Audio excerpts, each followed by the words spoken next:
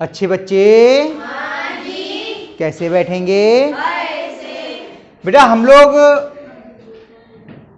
वाणिज्य गणित में चक्रवृद्धि ब्याज कर रहे थे और चक्रवृद्धि ब्याज को हमने एक एक नियम के विधि से हमने निकालना सीख लिया था। आज हम लोग चक्रवृद्धि ब्याज को ज्ञात करने के लिए सूत्र विधि का प्रयोग करेंगे। पहले एक बार फिर से हम जो मूल अवधारणाएं थी, क्योंकि कई दिनों हो गए हैं, इधर छुट्टियां काफ़ी रही हम लोगों की, कार्यक्रम वगैरह रहे, इस वजह से एक बार फिर से हम लोग रिवीजन कर लेते हैं, क्योंकि रिवीजन ही चल रहा था, जोड़ घटाने वगैरह किया, आज इसका करते हैं। एक मूलधन होता है जो पैसा हम उधार देते हैं या उधार लेते हैं, कुछ समय के लिए लेते हैं, वो समय हो गया। ब्याज की एक दर होती है कि कितने प्रतिशत ब्याज आपको वार्षिक देना है या लेना है। दो तरह का ब्याज हम लोगों ने बात की थी। एक बात की थी हमने साधारण ब्याज की, जो सामान्यतः लिया जाता है। एक चक्रवृद्धि ब्याज की बात की थी, जब ब्याज पर भी ब्याज लगता है और जब समय पूरा होने पर हम कुल पैसा लौटाते हैं, या जो पैसा हमें मिलता है कुल पैसा, वो क्या कहलाता है? मिश्रधन। मिश्रधन में मूलधन और ब्याज दोनों शामिल होते हैं। ठीक है, तो चक्रवृद्धि मिश्रधन जो है, इसमें अगर हम चक्रवृद्धि ब्याज की बात करें, चक्रवृद्धि ब्याज हमें ज्ञात करना है,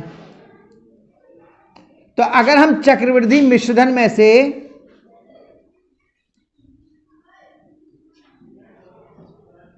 हमने केवल 4 लिख दिया चक्रवृद्धि मिश्रधन के लिए, ठीक है, में से अगर हम मूलधन घटा दें तो हमें क्या मिल जाएगा? चक्रवृद्धि ब्याज। अब यहां हम चक्रवृद्धि मिश्रधन का अब सूत्र लिख रहे हैं, वो ध्यान से देख लेना आप, ठीक है। मिश्रधन लिख दे रहे हैं केवल हम, ठीक है। मिश्रधन बराबर मूलधन ब्रैकेट में 1 प्लस दर बटे 100 पे घात समय, यह सूत्र होता है। मिश्रधन बराबर मूलधन ब्रैकेट में 1 प्लस दर बटे 100 पे घात समय, और इससे हमारे सवाल हल हो जाते हैं, ठीक है। अब एक सवाल को हम हल करके देखें तो थोड़ा सा आपको समझ में और अच्छे से आ जाएगा। पहला ही सवाल देखते हैं हम लोग। चक्रवृद्धि मिश्रधन के सूत्र का अनुप्रयोग करके ज्ञात कीजिए। पहला सवाल है, ₹400 का 5% वार्षिक ब्याज की दर से 2 वर्ष का चक्रवृद्धि मिश्रधन, ये ज्ञात करना है। तो क्या क्या दिया है? 400 रुपए क्या है? है क्या? मूलधन। क्या है? मूलधन। तो मूलधन हो गया आपका ₹400, और क्या दिया है? 5% वार्षिक ब्याज की दर। तो ये क्या हो गया? दर। क्या हो गया? दर बराबर हो गया 5% वार्षिक। जो दिया है उसी को लिखते आइए। और क्या दिया है? 2 वर्ष। तो 2 वर्ष क्या हुआ? हाँ, सही बताया आरती ने। क्या हुआ? समय। समय बराबर 2 वर्ष। अब ज्ञात क्या करना है? चक्रवृद्धि। क्या ज्ञात करना बताओ? चक्रवृद्धि। पढ़ो जरा, बिना सवाल पढ़े मत बोलो। देखो भाई क्या लिखा हुआ है, क्या ज्ञात करना है? ज्ञात कीजिए चक्रवृद्धि मिश्रधन। मिश्रधन बराबर प्रश्नवाचक चिन्ह। चलिए करते हैं, अब हम लोग सूत्र लगाते हैं। चक्रवृद्धि, वैसे तो हम लोग एक एक नियम से कर ले रहे थे, 2 बार में निकल रहे थे, इसमें हम सीधे निकालेंगे। चक्रवृद्धि मिश्रधन बराबर मूलधन ब्रैकेट में 1 प्लस दर बटे 100 ऊपर घात समय बराबर, ये तो निकालना है। मूलधन कितना है? 400 ब्रैकेट में 1 प्लस दर कितनी है? 5 बटे 100 ऊपर घात समय कितना है 2, इतना हो गया। चलिए बराबर 400 गुणा, यहां पे गुणा का चिन्ह है, जब कोई चिन्ह नहीं है तो गुणा का होता है। इसमें क्या हो गया 100 लासा हो गया, इसमें 100, तो इसके नीचे एक 100 एकम 100 प्लस 5 ऊपर घात 2। ये तो आपको मालूम है, जब किसी संख्या के नीचे 1 हो दूसरे के नीचे 100 है, तो जो दूसरी संख्या के नीचे होता है हर होता है वही तो लासा होता है। ये तो सीखा है ना हम लोगों ने। बराबर 400 गुणा 100 में 5 जोड़े कितने हो गए 105 बटे 100 ऊपर घात 2। इतने में कोई समस्या हो तो बता दो। पहले हमने सूत्र लिखा, वहीं रख दो, और उसमें हमने मान रख दिए। मूलधन का मान 400, एक दर का मान 5 और ये 100, ऊपर घात हमारी समय आ गया। ठीक है, आराम से बैठो, हिलो मत। ये तो हो गया, समझ में आया। फिर हमने इसको हल किया, 100 लासा हो गया, 100 एकम 100 प्लस 5, 100 में 5 जोड़ दिए 105 बटे 100। यहां तक ठीक है। अब घात 2 का मतलब क्या होता है, इतने की 2 बार गुणा। घात तो हम लोगों ने सीखी है, तो बराबर 400 गुणा 105 बटे 100 गुणा 105 बटे 100।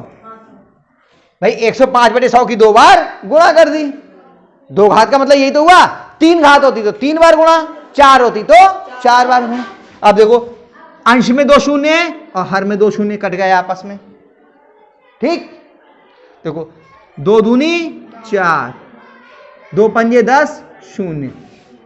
ये भी कटना समझ में आ रहा होगा ना, सरल करना भी सीखा है हम लोगों ने, है ना। फिर कटेगा, देखो 2 से अभी फिर कट रहा है, 2 एकम 2, 2 दूनी 4, 2 पंजे 10। इतने में कोई समस्या।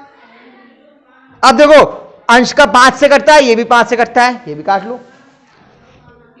5 दूनी 10, 5 एकम 5, 5 25। ये भी कटता है 5 से, 5 एकम 5, 5 दूनी 10, 5 एकम 5। अब देखो हर में कुछ नहीं रह गया, हर में सब खत्म। अब अंश वाले सबकी गुणा कर लो। क्या क्या बचे अंश में, यहां 1 बचा है 21 और 21, 21 की 21 से गुणा कर लो। 21 का वर्ग याद है, नहीं याद है कोई बात नहीं, 21 का वैदिक गणित से बताया भी है वैसे। चलो 21 का हम लोग वर्ग कर लेते हैं, यहां बना लेते हैं रफ।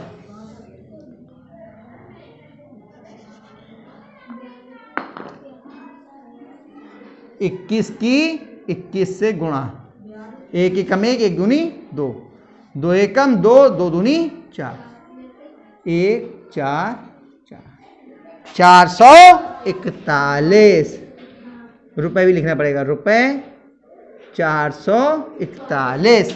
ये हो गया आपका चक्रवृद्धि ब्याज। अरे ब्याज की आवाज कहां से आ रही है, पीछे कहीं से आ रही है। आ गया समझ में, ज्योति आया, शिवा, अभिषेक, तुम्हारी भाई आ गया सबकी समझ में, पक्का। चलो एक सवाल और करके देख लेते हैं तो और पक्का आ जाएगा समझ में। ठीक है, हम करते हैं 5वां सवाल। कौन सा कर रहे हैं, 5। ये लाइन को लंबी करते हैं, रफ की जगह यहीं बनी रहने देते हैं। 5वां सवाल, और थोड़ा ऊपर से लिख लें, यहां से लिख लेते हैं। बताओ 5वें में क्या क्या है सवाल। 16,000 का 5% वार्षिक ब्याज की दर से 3 वर्ष का, अब क्या ज्ञात करना है, चक्रवृद्धि ब्याज। क्या क्या दिया है बताओ, मूलधन कितना है बताओ, क्यों आरती, मूलधन कितना है, मूलधन बराबर रुपए 16,000, दर कितनी है 5% वार्षिक। ठीक, और समय कितना है, समय बराबर 3 वर्ष। और क्या है, क्या ज्ञात करना है, चक्रवृद्धि ब्याज। अब देखिए हमारे पास में जो सूत्र था वो चक्रवृद्धि मिश्र धन का था, ब्याज का नहीं है। बना सकते हैं हम ब्याज का भी इससे, लेकिन ब्याज का नहीं है सूत्र। तो हम क्या करेंगे, पहले चक्रवृद्धि मिश्र धन ज्ञात करेंगे और मिश्र धन में से बाद में मूलधन घटा देंगे। ये तो करेंगे। तो चक्रवृद्धि मिश्र धन निकाल लीजिए पहले। चक्रवृद्धि मिश्र धन ऐसे लिखिए, चामी चक्रवृद्धि मिश्र धन हो गया बराबर मूलधन गुणा 1 प्लस दर बटे 100 पे घात समय। आप ऐसे भी सूत्र लिख सकते हैं। सही है, दर को दा लिख दिया। सही है, अंग्रेजी में लिखते हैं ए बराबर पी प्लस आर बटे 100 पे घात टी। सही है, समझा। चलिए मूलधन कितना है, 16,000 गुणा दर 1 प्लस दर कितनी है 5 बटे 100 पे घात समय कितना है 3। आपको यहां पर मैंने पहले 100 लासा ले लिया था, यहां आप दूसरे तरीके से दिखाता हूं। देखो 5 से 100 कट रहा है, यहां पहले ही काट लो 100, थोड़ा और आसान हो जाएगा, थोड़ा और आसान हो जाएगा। 5 एकम 5, 5 दूनी 10, 1 21, 5 दूनी 10 0 0 20 आ गया। शिवा देखो यहीं काट दिया हमने 5 से, यहां काटा था यहीं काट के खत्म कर दिया। तो आगे की आपकी कैलकुलेशन गणना थोड़ी आसान हो जाएगी। ठीक है, अब आगे 16,000 गुणा, अब लासा कितना आएगा 20, 20 एकम 20 प्लस 1 ऊपर घात 3। इतनी बात समझ में आई।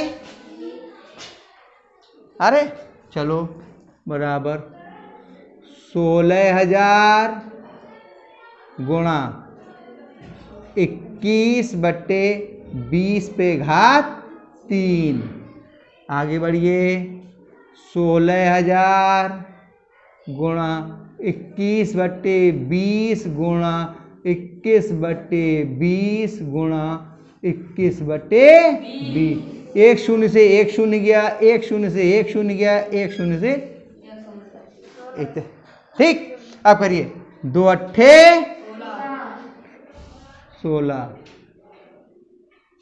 2 चौक और 2 दूनी कितना रह गया ऊपर 2। अब 2 की 21 की 21 की और 21 की गुणा करनी है, इन्हीं की तो करनी है। अब देखो 21 21 की एक बार गुणा हम कर चुके हैं, ये इसकी 1 21 से और गुणा कर लो, इसी की 1 21 से और गुणा 1 4 4 गुणा 2 एकम 2 चौक 2 चौक 1 6 12 का 2 हाथ से लगा 1 9। अभी 2 रह गया ना गुणा करने को, 2 से और गुणा कर लो, गुणा 2 2 एकम 2 2 6 12 का 2 हाथ से लगा 1 2 3 4 1 5 2 ने 18 18,522। यानी चक्रवृद्धि मिश्रधन बराबर कितना आ गया रुपये 18,522। ये क्या निकला है हमारे पास में, चक्रवृद्धि मिश्रधन। निकालना क्या है, ब्याज। मिश्रधन में से मूलधन घटा दें, तो चक्रवृद्धि ब्याज बराबर चक्रवृद्धि मिश्रधन माइनस मूलधन। यही तो होगा, क्यों बच्चों, यानी कि 18,522 में से 16,000 घटा दीजिए। कितना आ जाएगा, 16,000 घटा लो यहां पर, 2 2 5 2 कितना है 12,000 आया। हाँ, रुपये 2,500 आ गया समझ में। आशी, आया समझ में? इसको सवाल को आप दोनों को उतार लीजिए और बाकी सवाल अपने आप करने की कोशिश कीजिए, जो नहीं आएंगे उनको हम बताएंगे। ठीक है, उतारिए इनको।